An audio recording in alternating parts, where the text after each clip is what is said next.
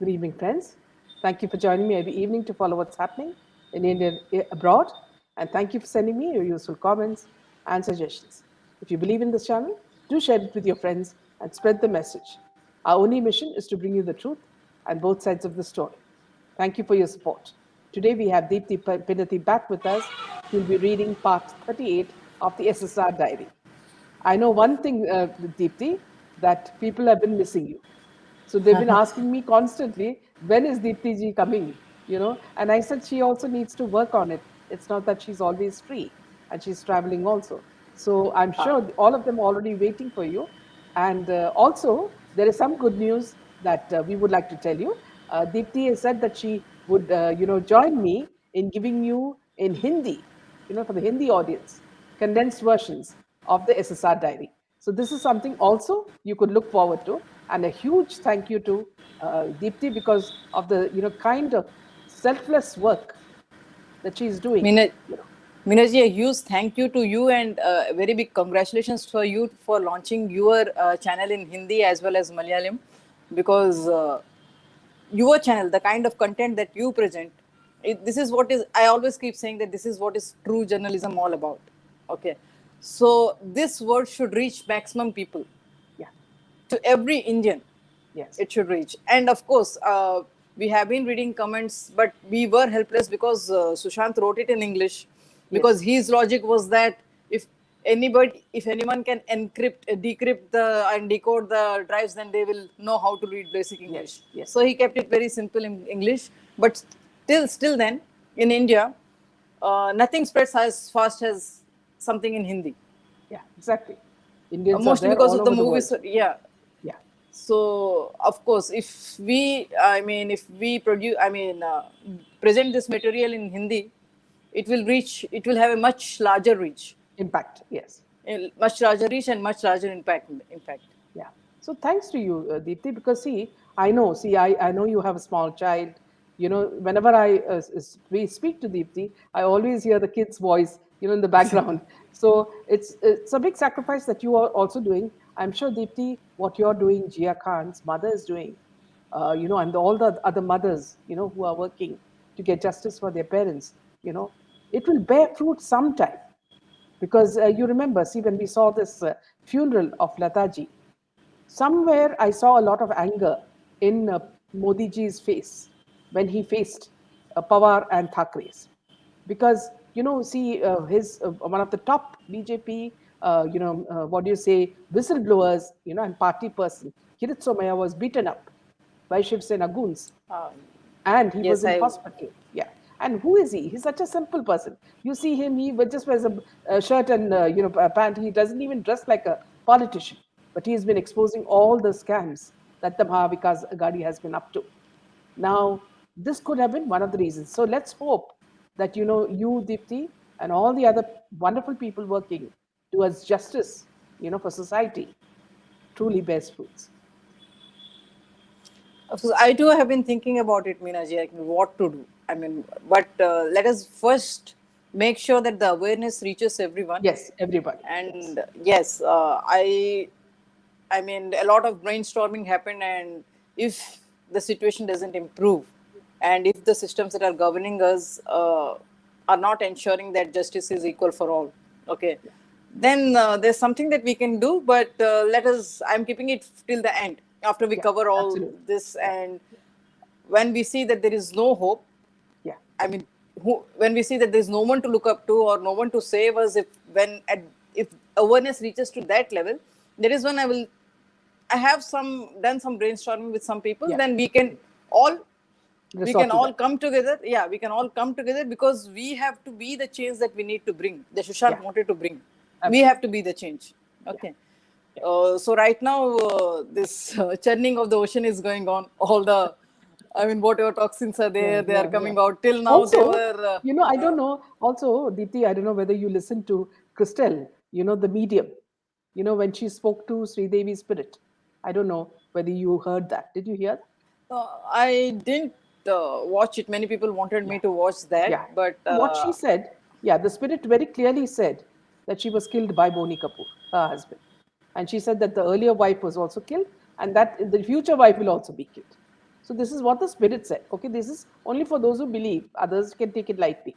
Okay, and he also said the main reason for the death, the murder, was the sex aspect, where young girls and men are sexually trafficked in Bollywood and to seek favors from businessmen, politicians, and other top people. So this is the racket that Sridevi was going to expose. Well, one of the arguments that happened in the wedding was regarding this. I mean, was regarding this, I think, because there was some fight that happened in the wedding as well. And some people overheard that having your own daughters, how can you indulge in such things? Yeah. Okay. So some sort of this thing was overheard in the wedding also. Yeah. So maybe, I mean, maybe what There could be some truth. Yes, yes. there could be some truth in that, because Meenaji in this black magic, this Reiki Mediums. and spirit mediums and all. See, just because the modern science doesn't understand them or doesn't recognize them, we cannot discard them, because modern science doesn't have the answers to all the questions as well. Yeah, yeah. Okay, so I mean, there are few very genuine people who practice these things, but it has been maligned because so many fake people have come up with boards with half knowledge, with semi knowledge and half knowledges. So that's why they are maligned. But otherwise, be it Ayurveda, be it black magic, be it your mediums or something, there are people who have real knowledge about these things. Absolutely. So shall we start, Deepti, with the next? Yes. Part 38. Yes, ma'am. Okay. Without wasting much time, let's get to the chapter now.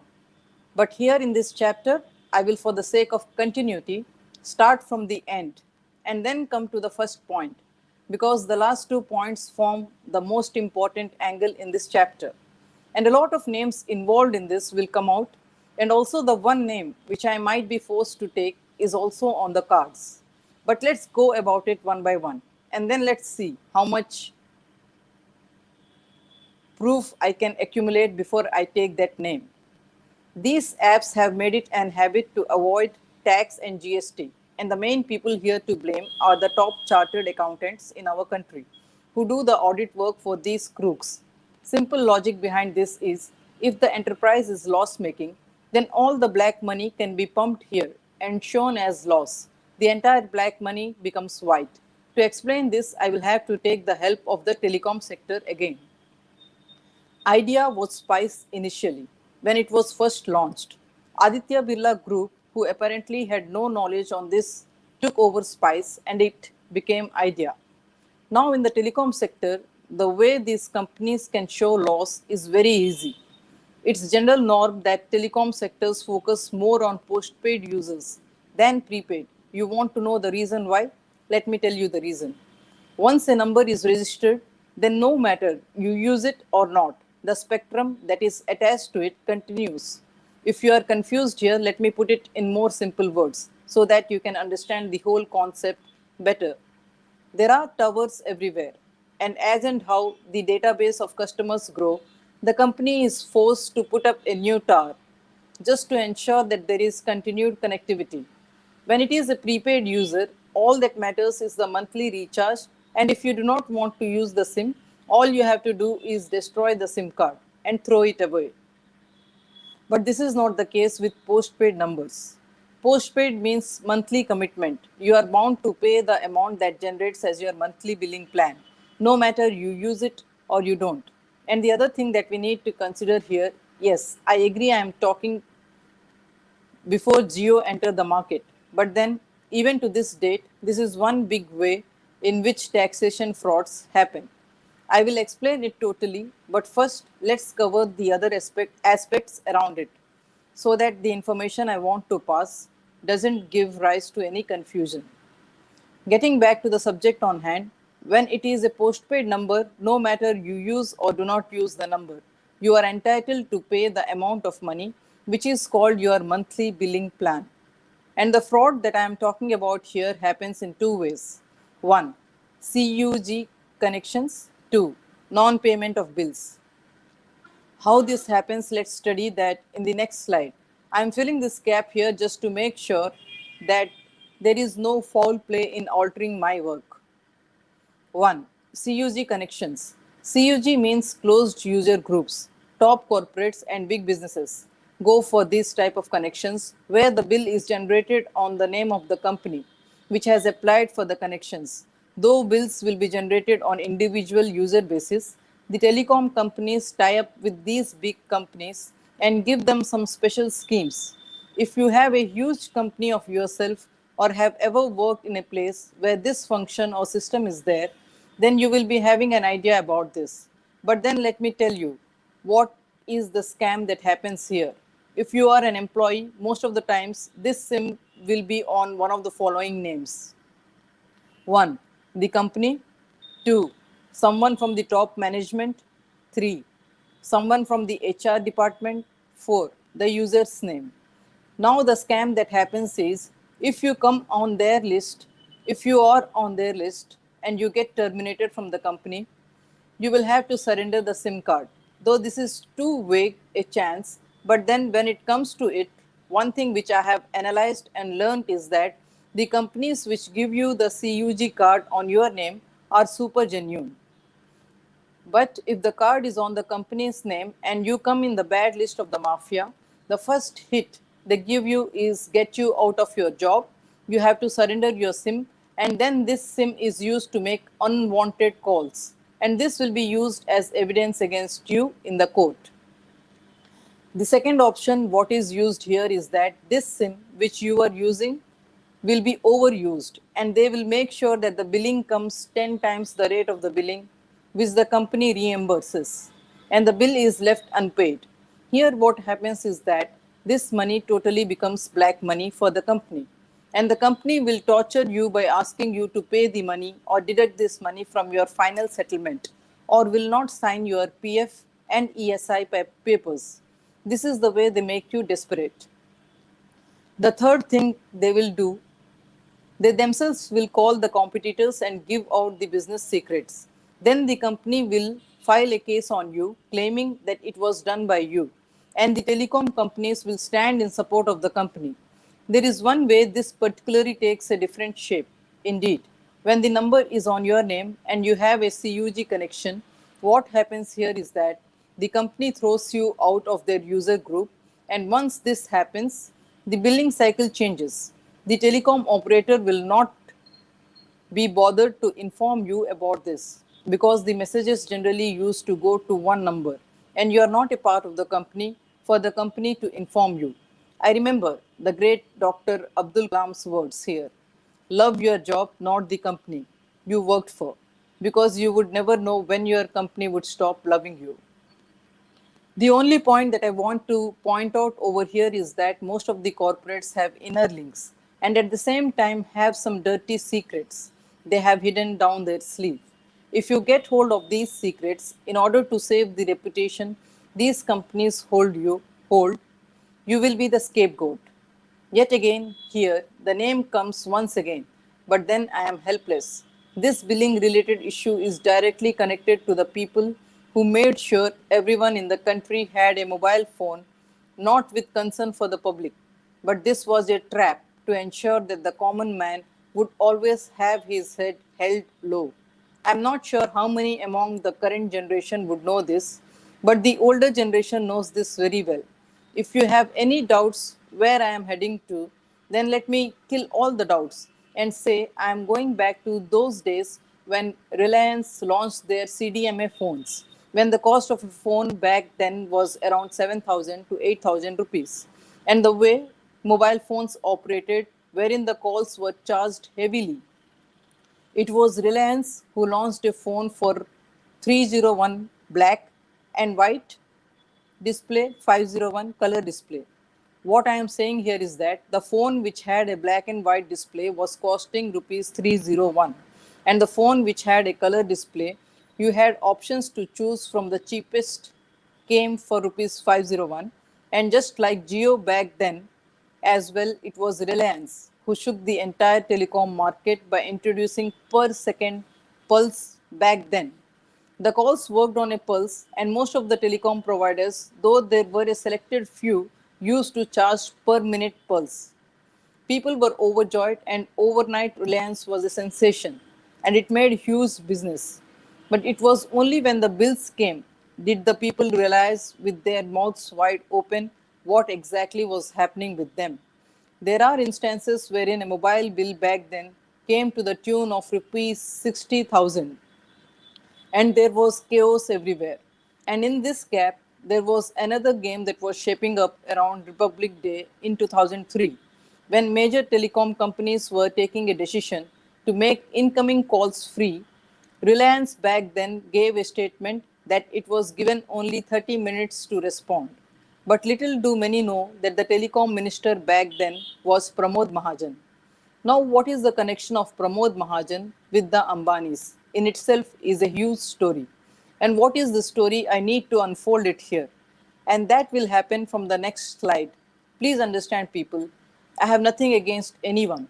But the one thing that I have in my mind is all these informations should come out to the public. And it has to come out in the right way.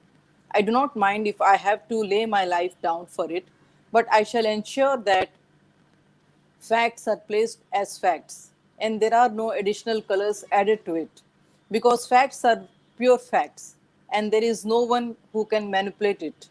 It stays hidden for some time, but when it comes to facts coming out, no matter, even if the strongest force on the face of this globe comes and stands in front of it, the effort would be useless. This issue of Pramod Mahajan and the connection here is indeed deep, but it does teach us something, a valuable lesson which no one should forget. The lesson is as follows: family is only a family if you get back what you give. You should not be the only person to give, and the other person should not be taking benefit of you, because you have your values right and value the relationship. The real meaning of relationship for me is what silence conveys without the need of words. Sounds bookish, but this is the tough fact which we call reality. The points we need to cover here in this chapter are: why was Pramod Mahajan killed? What was the game that was played? What made the case to be handled in the way it was handled? What is the real story behind the death of Mahajan's brother? What connections does this have with the Thakkar scam? What were Mahajan's link with the mafia? Why was the death that happened long back make wild news around Mahajan's death? And why did it catch even more fire after his death? What did Pramod Mahajan try to do? What was the catalyst that played a major role in this change? Before I add more points here, let me agree to the fact that Mahajan, as a person himself, for most of his life, was not clean. But when one such thing happened to him, which made him change, this was a welcome change, and Mahajan wanted to come hard on these people. There are three people who wanted to bring this matter out to the notice of the general public. But again, the mafia played their game.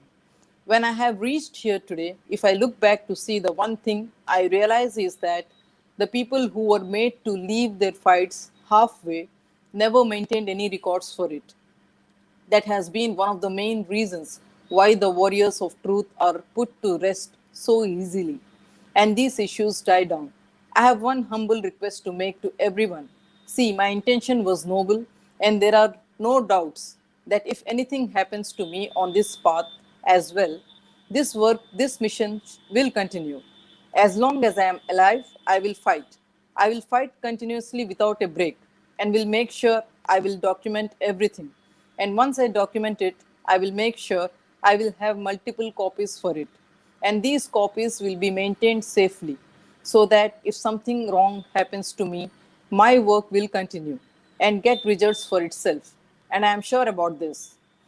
Getting back to Pramod Mahajan thing and his connections with Ambani, this is one of those cases where the facts manipulated were such in way that the case was totally taken for a ride. And someone who was working on the orders of someone was again made a scapegoat. And this case took a different turn. And then the case was closed. But today, when I open it, there will be a huge lot of things that will come out, which will now bring some things out which the public has to decide for themselves. But the one thing that I will do here is I will keep the facts in front of the people and request the people to analyze themselves what they want to do. If they have had the right information or the informations that they got, how true were they? Because the informations that I am now going to get out to the notice of the public, I am telling one thing here is that the facts were manipulated, and how they were manipulated, I will keep it out in front of you. As I have always said, again, the same weapon this time around the family. The family was brainwashed and made sure that the biggest thorn they had in their path was set to rest. The chapter that I am going to open now is huge, and this chapter will teach each of us what is the reality and how do these people operate. And these people should be taught a lesson, and we all have to do this together. The only weapon that we have is our unity. The only reason that I am writing all this here is because the chapter what I am going to start next is huge, and I want it to be continuous. And why I am eating this space, the reason I am doing this now is because the points that I am going to make is going to be a huge risk on these people.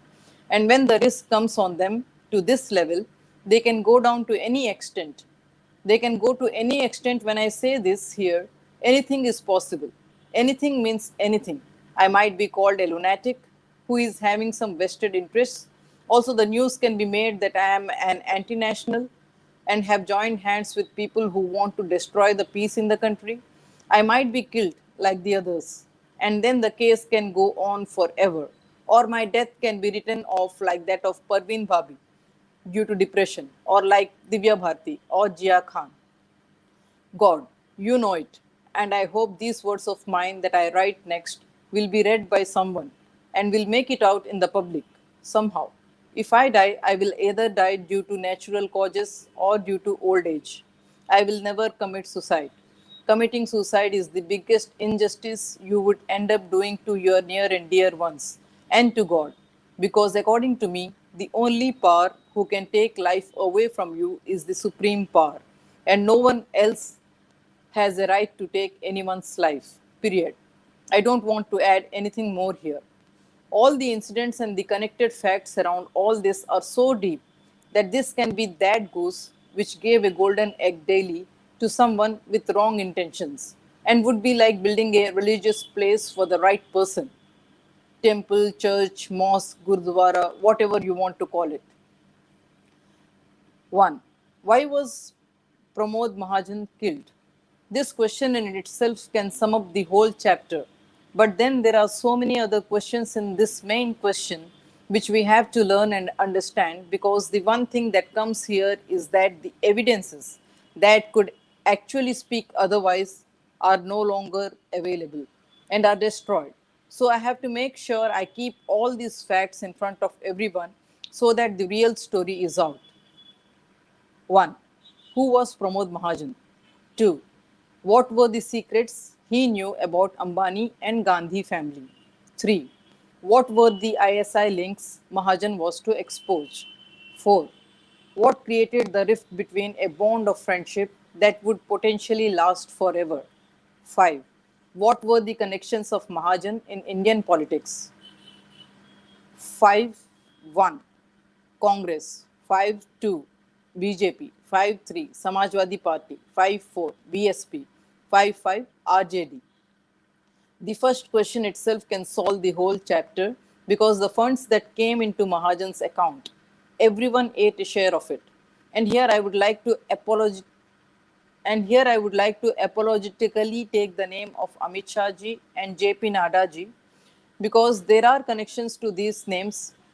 I have found sources to these connections, and the names taken, these two names that I have taken, if the connection was to Congress, then I would think that these names were taken to stop Modi ji from getting his dream to make our country independent fulfilled, have breaks on it. So I did my own research around it. And then it was found out that the person who took these names was a huge follower of BJP. Not just that, he was involved in RSS too, and has been one of the main people who raised his voice against the Babri Masjid and Ram Mandir issue. He has been a loyal follower of BJP, RSS, and also the Akada culture. He was one of the drivers who was working with Sakshi Maharaj, who is a prominent BJP leader. Here, the other factor that comes into play is what we all have to understand for now. I have to take this topic up. Religion is the biggest tool in politics. These are not my words, but the words of the person who confessed all this in front of me. The reason he confessed all this is because he was a huge fan of Divya Bharti and Parveen Babi. And when he wanted to raise his voice, the following questions were thrown at him, and he kept silent. The only reason I am not taking his name now because is for a fact that I want to narrate the whole incident first and then get to his name. The names he took, there were ample indicators around it. But how it conspired, he said, you guys do your own calculation around it. I will place the questions that were thrown on him one by one here and then leave it up to you finally. I will close the matter with the confession he gave in the matter of Pramod Mahajan. The one thing that I seem to, for now, understand but have great doubts on still, continuing with the blind trust I have on Modi ji as a person, because he has proved clean always. Here, when I listen to this and try to do my conclusions around it, the fact says everyone is at fault, but my subconscious mind says that this can be another trap to spoil my name and make a mess out of my entire fight. The questions that were thrown to this person were as follows. Why do you think all the issues come around the election times?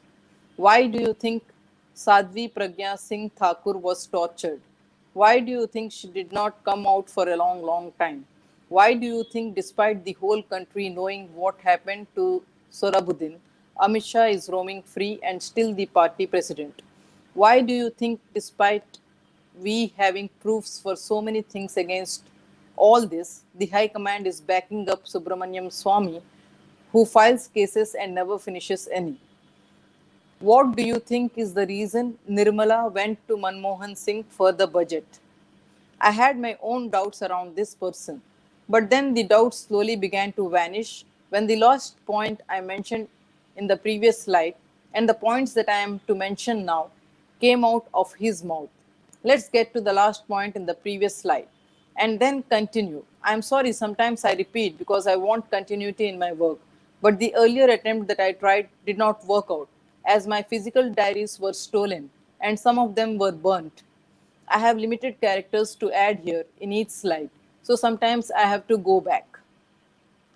Why did Nirmala visit Manmohan Singh for the budget?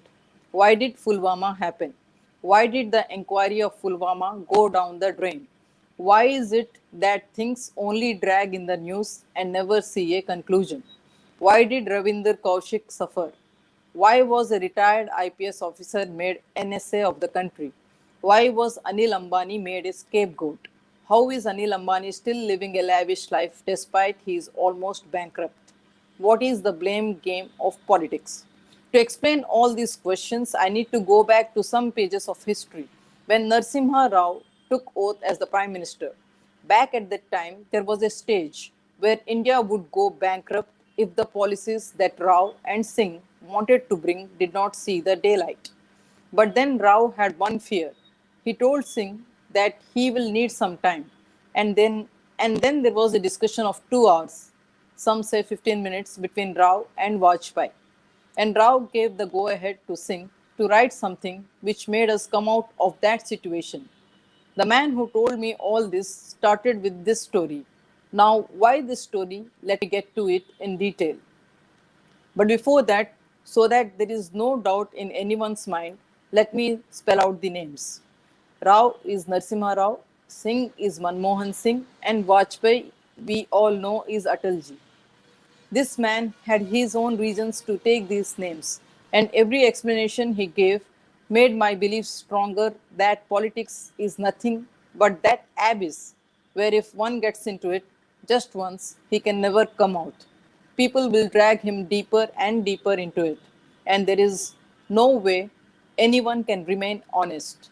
Even the Prime Minister, he can be honest now. But there are some questions I have for him which he can never answer. And if he has the answers for these questions, I will get my job back. At least if I do not get my job back, I will get a respectful living back. As I have said, if I name this person now, I will not be able to conclude the chapter, as you people will start framing your own theories around it. And then it will become very difficult to connect to the reality, because I am on a mission to only bring the truth out. The reason I am telling it like this is I have to make sure the right thing comes out the right way. Else, there is no point in me working round the clock to get to a conclusion, as I too have done the same mistakes which the others have done. Taking the name of the current Prime Minister in the list of the people who have wronged sends a chill down my spine sends a chill down my spine. But yes, the facts that are told in the way the story was narrated to me, and some incidents that have happened, I am forced to believe it. Still, till I have a word with Modi ji myself and ask him for the answers to these questions that were asked to me, is, was, and will always remain my hero. If Aadhaar card becomes a reality, our country is over. If Aadhaar card comes into existence, I shall burn myself outside the sunset. One rank, one pension is a curse on the country. We are Indians, we do not need any new development. What is the use of online transactions? I condemn it. We are an agricultural economy. What is forcing you people to digitalize payments? What is the reason for suggesting the need to develop an independent UIDAI? You people want to waste the money of taxpayers by getting all this? When the prices of the petroleum is going down, how does it sound sense that we keep the same prices in fuel? Helps in shaping up the economy. What does our economy has to do with GDP, and what is the role of prices in it? I strongly oppose the fact that by reducing the subsidy in LPG, poor will get free cylinders.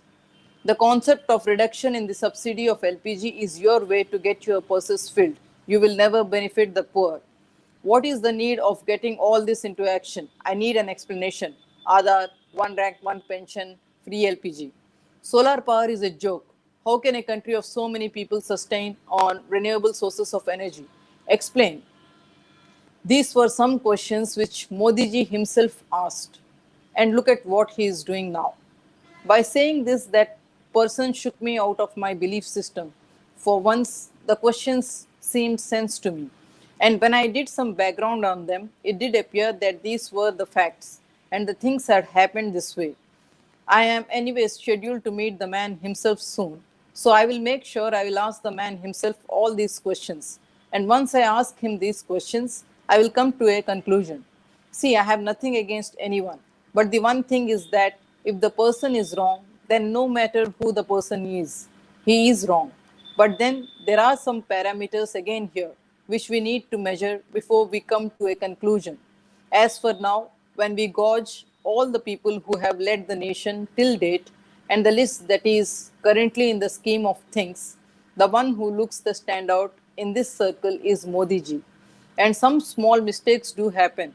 And sometimes opposing a thought or a new idea can also happen because you were not well informed about it, or you were not sure about what the intentions behind it could be. So, in such situations, often it happens that we have to go back and correct ourselves and do the things that we once used to oppose.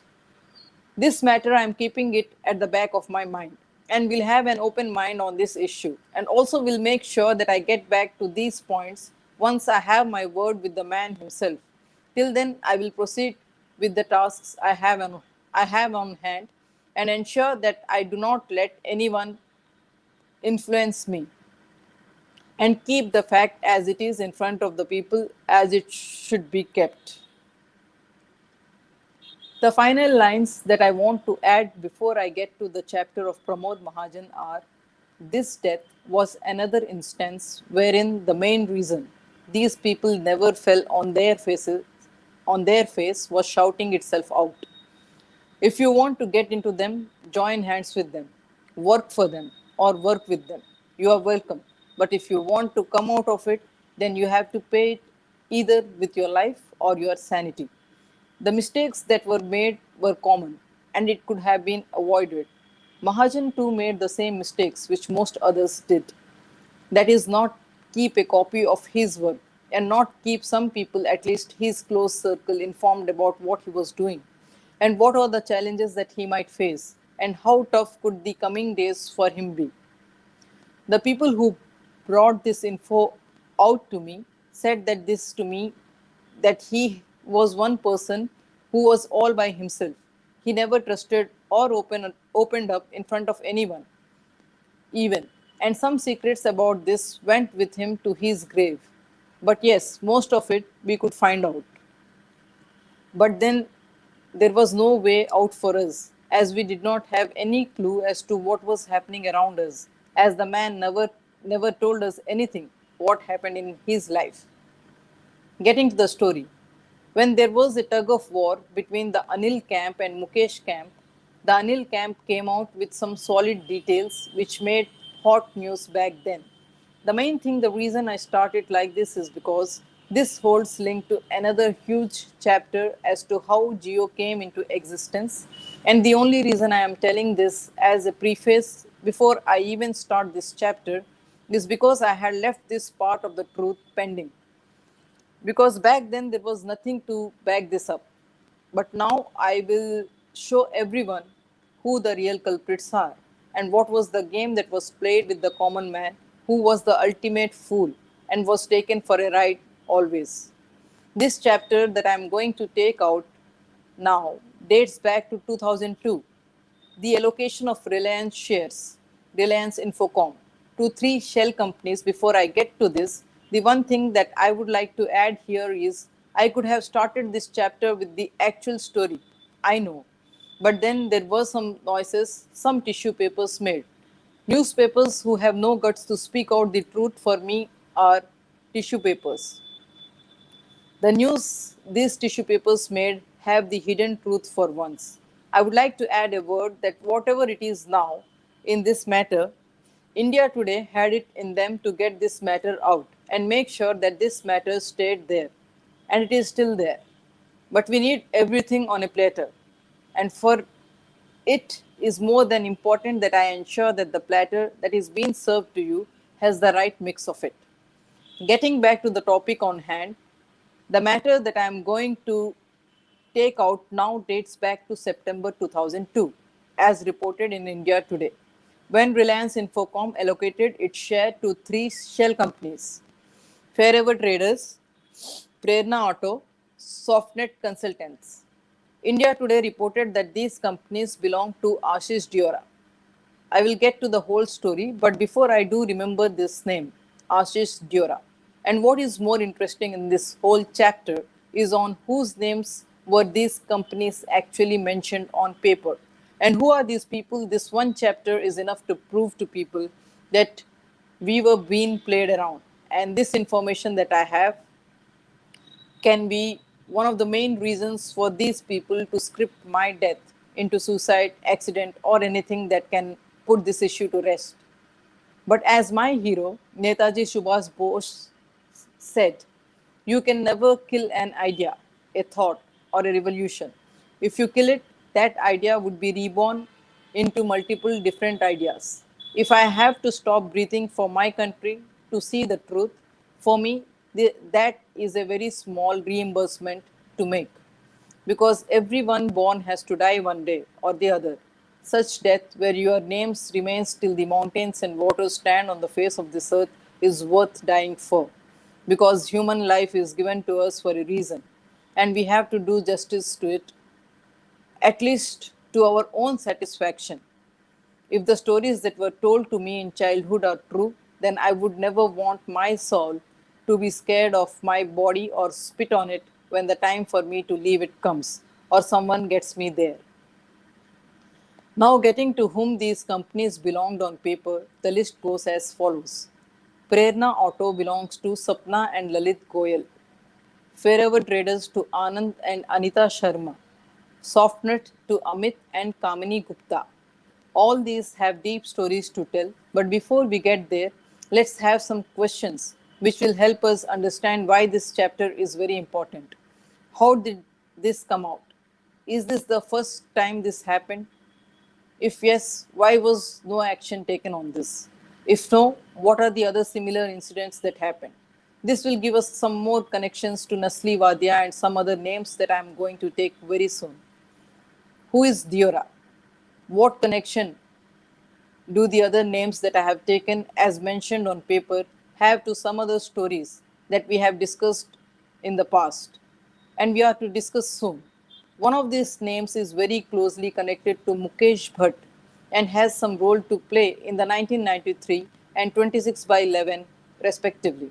And also there is a strong connection this name has with another respected name which I shall soon take, but for now, I don't have any evidences and I do not want to attract any controversy for the only reason that this is the fight which I have started for truth.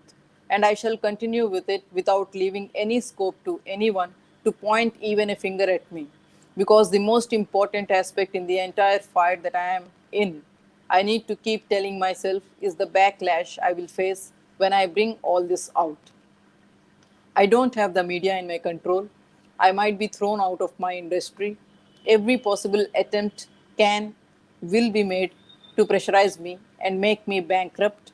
I will have nowhere to go. Will or may telling this because of this Pramod Mahajan issue that I want to bring it out to you, people.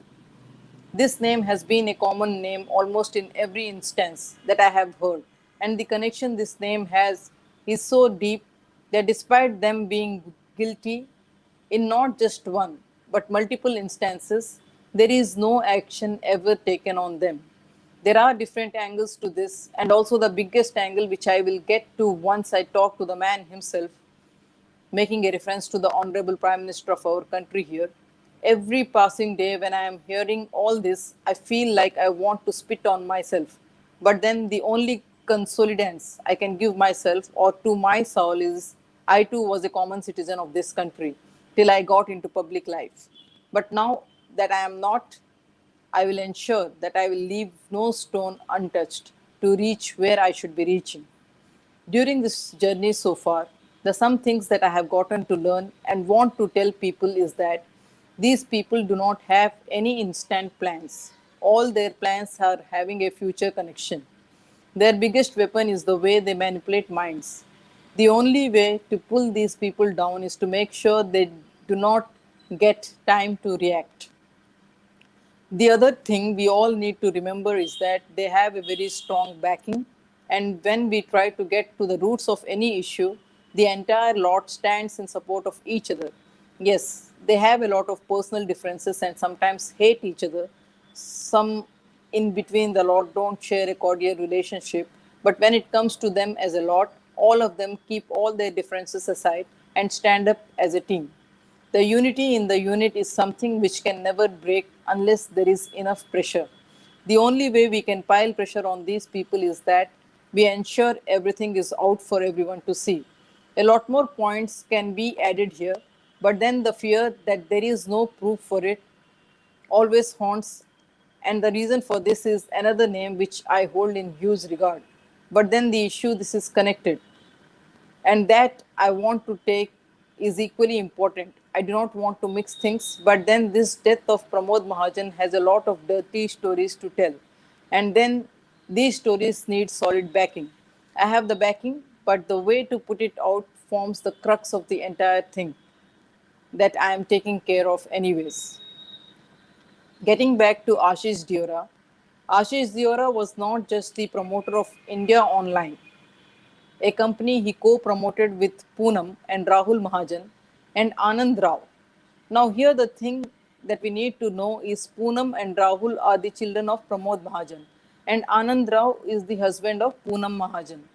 I do not need I do not need to go deep into things here, but if you do a small Google search on this, you will get all the links to the facts that I am quoting here.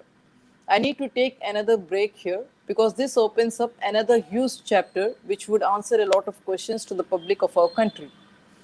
Our CBI has got a list of top profile cases which never saw a conclusion. The reason for this is as simple as this: the CBI does most of its tasks assigned perfectly, but then comes a political angle which puts brakes and also ties the CBI down. If you want any proof for this, then of all the cases that have been registered with the CBI, this case stands as a stand in example because here, despite CBI being so close to finding the connection that was linked with the death of Mahajan to the Ambanis, the entire narrative was changed. And yet again, this case shows us another important fact that till one's family lets one down, it is impossible to break that person. The only blessing that helps me to go strong is that I am blessed to have a family that takes care of me. My father is like a good friend to me, my guide, and my best friend, who has all the right advices to give each time, every time. And my sisters too are God sent and pearls, who have always given me the right advice and stood with me and trusted me. If I am going strong today, the only reason for this is my family, who has always stood with me and taught me the importance of taking the right decision always. And I am ever grateful to them for doing this to me. And this is my biggest strength till date. And I am grateful to God for this. And I have no words to explain this feeling of pride and satisfaction that I have within me when I speak about them. But this was not the case in the Mahajan story. There are some dirty facts that I am going to take out now, which can make one spit on my own face.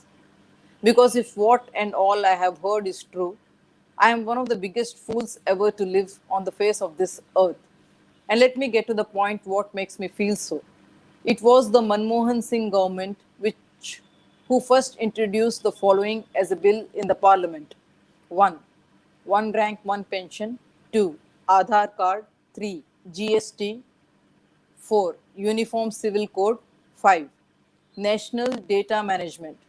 To tell it in one line, this chapter of the death of Pramod Mahajan is driving me crazy, and the person who brings this info out happens to be that man who stood against all odds to make sure he stood for his statements and stood for what is right.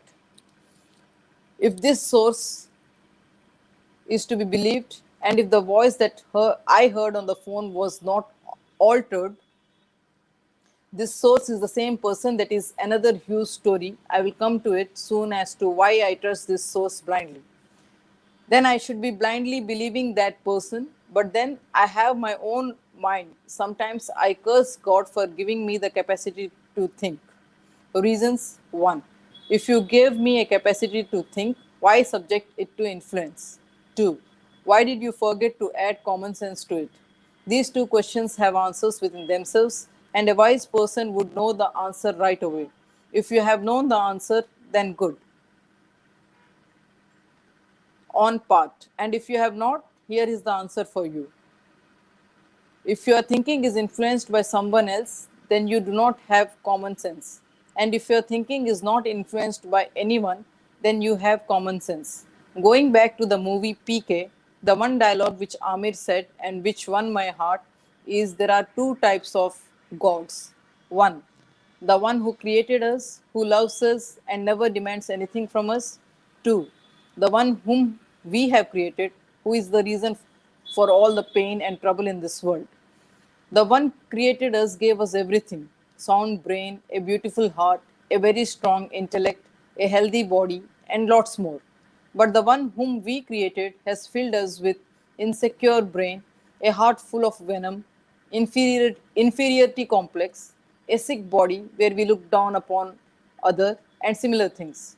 You might think I am deviating from the topic, but for me, the subject here is so important that we all need to use our brains and think and ask some questions to the people whom we brought to the place where they are sitting today. 1. Almost all top profile cases went to the CBI. 2. The cases never saw a conclusion. Why? 3. When the case was heading towards a conclusion, the officer in charge was changed. 4. If an officer took against all norms and stood his or her ground, he was immediately transferred. Here again, my mind questions me, is my thinking process gone for a toss? Or is it that I am able to see through some things which most cannot? Is the things that we are told to me true? Is that the CBI is always but only a pawn in the hands of whichever government is at the center? The person who told me all this had some simple questions for me. 1. Jia Khan passed away in 2013, June 2013. The CBI came into the picture as late as July 2014. 2. Whose government was in the center in 2014? 3. When did the CBI enter in Jia Khan case? July 2014. 4. When Modi ji could do so many things as CM of Gujarat under a month of his appointment, how could he not give importance to this case when we all know for a fact that the CBI directly reports to the PMO? 5. Agreed that our country was in the wrong hands since 1947. And if all the Modi bhakts feel that the country got its independence in May 2014, then how is it that Rabia Khan is still fighting for justice? Aditya Pancholi been sighted near Jia's flat on the day she committed suicide. Aditya Pancholi coming to the aid of his son and in front of the Juhu police asking him some questions which only a father who is sure his son is a criminal would ask. The silence of Bollywood celebrities like Sajid Khan and Akshay Kumar, who are the very reason Jia returned to Bollywood. These first 5 questions itself sent a chill down my spine because when I traveled back to the incident, I did realize that each and every word that was passed on to me had no flavors attached to it, was true, even to the commas and the full stops that were attached to it. The points that I have raised after the fifth question that was asked to me are the things that I had gotten in my research. And back then, when I was to speak about it, I could not speak much because I did not have much to back it up with. But with this chapter of Pramod Mahajan's death, I have all the dots connect in front of my eyes, which makes me realize that everything that is in front of us is nothing but an eyewash. Now, the biggest question that I had in my mind, which I wanted to find an answer, was who handles the CBI? Is it the Home Minister or the Prime Minister of our country? In this case of the death of Jia Khan. And whoever is it that the CBI reports to? Meena ji?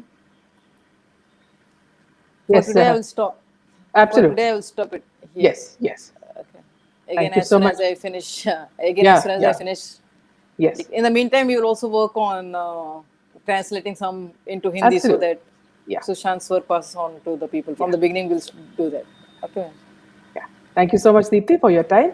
And I think you've given us a lot to think about because everybody is quite surprised by the kind of comments that have been coming in. So thank you for this effort, Deepti, as always. And we Thank you, wait for your Manager. next session. Thank you for being there. I mean, I don't know if you realize it or not, but such an impartial, such a strong voice, and I mean, I am really grateful that people have access to your platform in today's times where everything is good. Please continue Thank your noble work, and I am here to support you thank you as so much much. as I can. Thank you so much. Good night. Good night. Good night. Good night.